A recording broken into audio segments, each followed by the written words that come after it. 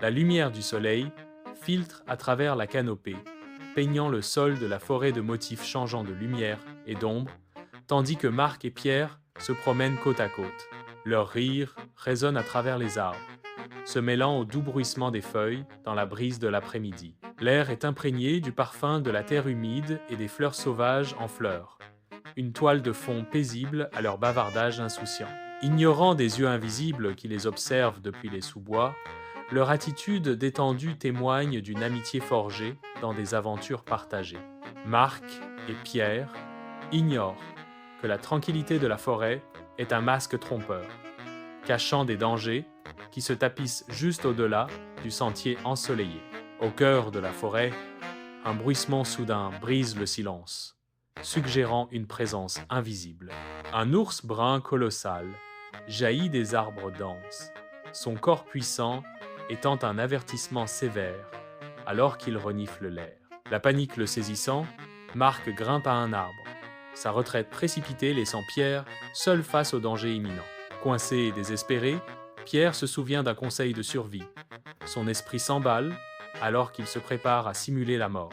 Avec une appréhension contenue, il s'effondre au sol, son immobilité une supplication silencieuse face au monstre approchant.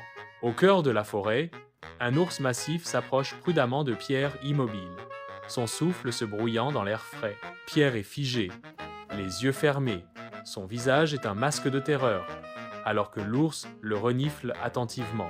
Un silence angoissant pèse lourdement dans l'air, tandis que l'ours domine Pierre, un jugement primal se déroulant. Avec un grognement guttural qui résonne à travers les arbres, l'ours se retourne et s'éloigne en titubant, disparaissant dans les bois denses. En haut, Marc descend prudemment de l'arbre, son visage empreint d'un soulagement visible alors qu'il regarde l'ours se retirer. La voix de Marc brise le silence, teintée d'une crainte nerveuse. « Ouah, on a échappé belle !» dit « Qu'est-ce que l'ours t'a chuchoté à l'oreille ?» Au cœur de la forêt silencieuse, Pierre se lève, le visage empreint de tristesse et de détermination. Son regard intense transperce Marc. Une accusation silencieuse planant lourdement dans l'air. La voix de Pierre, grave et résonnante, résonne à travers les arbres. Il m'a dit « Ne voyage jamais avec un ami qui s'enfuit quand tu as le plus besoin de lui. » Marc se tortille visiblement sous le poids des mots.